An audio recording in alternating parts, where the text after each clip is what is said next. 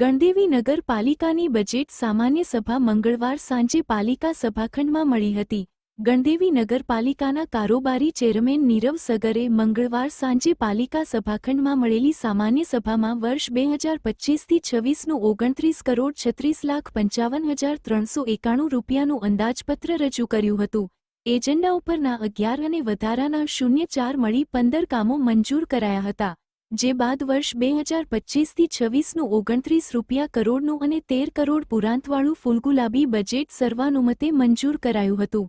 જેમાં આગામી વર્ષે ધોબી તળાવ બ્યુટિફિકેશન, સતીમાતા મંદિરથી સ્મશાન ભૂમિ માર્ગો પર સ્ટ્રીટ લાઇટ, વેગણિયા નદી રિવરફ્રન્ટની કાયાપલટ કરાશે અને 5.25 કરોડ રૂપિયાના ખર્ચે કસ્બાવાડી વિસ્તારમાં ડ્રેનેજ સુવિધા અપાશે.